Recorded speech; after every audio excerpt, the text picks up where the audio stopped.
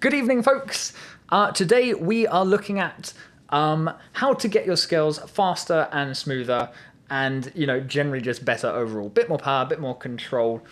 And I've got a few points here that's going to help with all of that.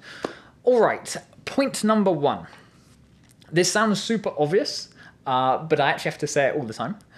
Make sure that you know the notes. I think what happens is when you first learn a scale, I'm talking about beginners, obviously, you learn a scale and you go through all the notes and initially you have to read them. So you sort of go C, D, E, F, and you slowly work your way through it. You do that a few times, and seriously, I have students that do that like once or twice, and their memories are so good that then they just kind of start doing it. They remember, I forgot to record the piano. It's better. I lost my train of thought. So they do it once or twice, and then they kind of remember the movements, but not the notes themselves. And what it means is whenever they make a mistake, whenever something goes wrong, they can't just think to themselves, oh, what comes next? Right, it should be an A next, and then they sort it out. They just get completely lost, and they have to restart, and that is because they are relying on muscle memory. Muscle memory is not smart. It's essential and useful, but it's actually not smart. So when I say know the notes, I mean make sure you know the scale properly and you're not just relying on your hands to do the job for you.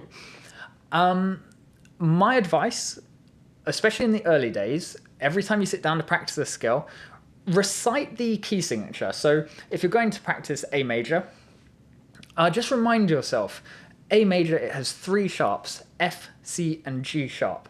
If you don't know that, look it up, work it out, whatever you have to do, just make sure you know it. Once you've done that, I would go even further. I mean, this is something else I make students do. Recite the notes. So actually say to yourself, okay, so it goes A, B, C sharp, D, E, F sharp, G sharp, A. And something else I get students to do, they love me so much, is to recite the fingering as well. So that would be 1, 2, 3, 1, 2, 3, 4, 1, 2, 3, 1, 2, 3, 4, 5, and then going down 5, 4, 3, 2, 1, 3, 2, 1, 4, 3, 2, 1, 3, 2, 1. It's actually a very common finger pattern. So know the notes, know the fingering, okay? Don't just rely on your muscle memory. All right, number 2. So number 2 is technique. Kind of more specifically, don't ignore your technique. So I'm not actually going to go into depth right now what good technique is. I will put a link below if you want to see a video on technique. But I've noticed that even once someone knows how technique should look, it's so hard to sort of stay on track with it and make sure you've got all those elements of good technique in your playing. So what tends to happen is, one of my students might know that they're meant to keep their fingers down, but to do that, it's such a struggle. They've got to go so slow that they end up just ignoring it. And they might actually get quite fast. And it kind of works, but and you can fool yourself for a while. You kind of think, yeah, I'm getting faster and better at this scale, but actually you're going to reach a limit. You are not going to be able to play the scale fast and effectively and expressively if you're playing with poor technique. At some point, you just have to confront it. So make sure you go slow enough that you can focus on playing those notes correctly, as they should be. Nicely curved fingers, and that's it. That's all there is to it. No, I'm kidding. There's a lot to technique, but I don't want to get into it now. All right. Oh yeah, and just reminding myself, when you are focusing on technique, make sure you play hands separately. Things are so much harder when you play hands together. So make sure you practice your right hand with good technique. You do that until it's confident, then your left hand with good technique until it's confident, and only then put your hands together. But whatever you do, don't ignore technique. It's, at the end of the day, it's the most important thing. All right, that takes me to number 3, which is build up strength. To play well with power and energy, you need strength. Now, for most of us, strength is just going to come from playing. The more you play, the more you're going to build up strength, especially if you're playing loud music. That's going to happen naturally. And the good news is, if you are young and you're still growing, you will actually just be naturally getting stronger as you grow up.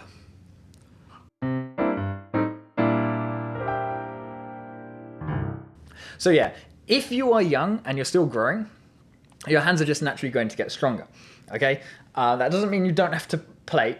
You still have to play, but it does mean sometimes you just have to be a bit patient. Your hands will get stronger. Now, we can do some things to speed this up. There's a very popular exercise, very well-known exercise called Hannon. He actually wrote 60 exercises, but the one everyone knows is the first one, and it goes like this.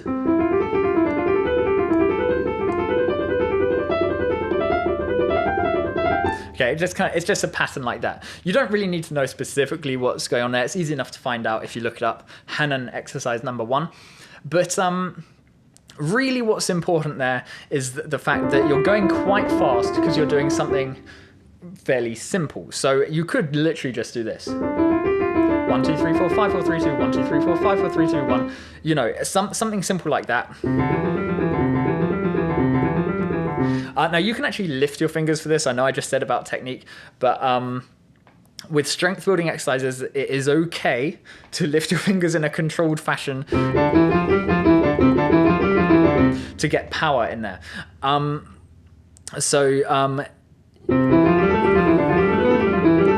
should do it slower. So you probably go slower, try and put power into it. Now, I find what happens naturally is that as you get better at it and more confident, you start to lower your fingers.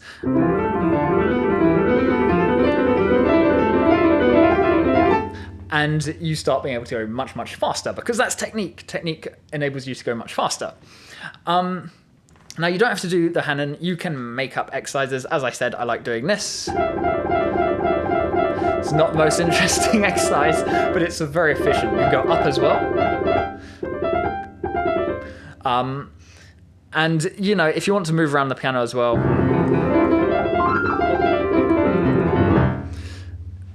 you know, obviously it's not going to be that fast, but it doesn't even really matter what I'm doing. The point is I'm just using my fingers. They're going up and down as fast as I can, trying to make them tired, just like doing any other exercise to build up the strength.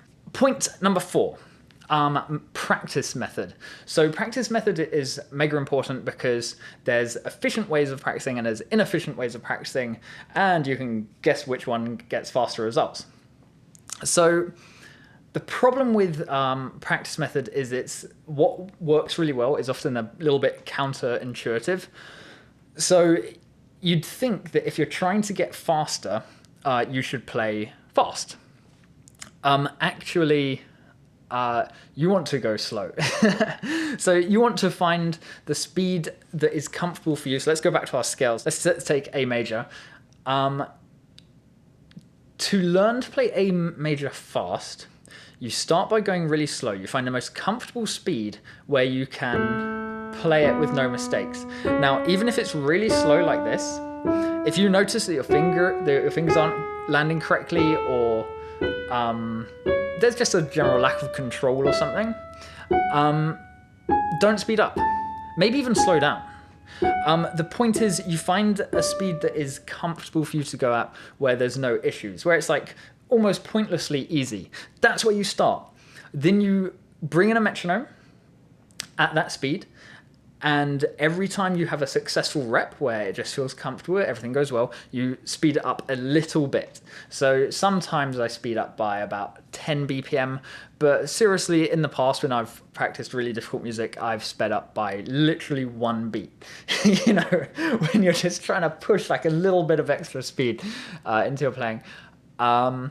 So keep it small. Try to avoid jumping up in large increments, because I find when people do that, you tend to start getting little errors in technique sneaking in there and stuff.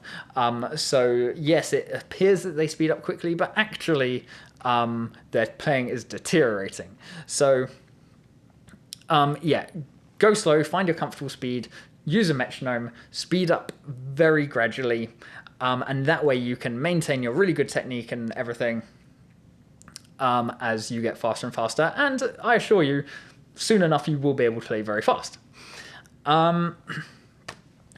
All right.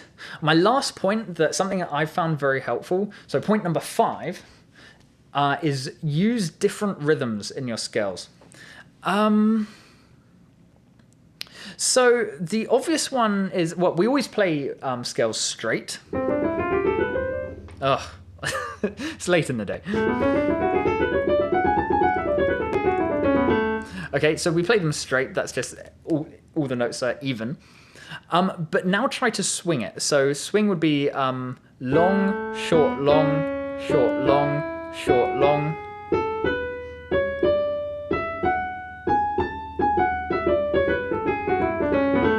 And then you can reverse it. So you do, what did I just do? I did long, short. So now I'll do short, long.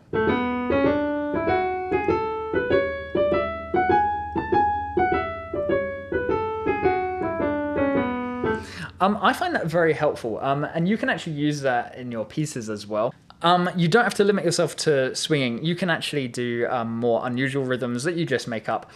So you could do...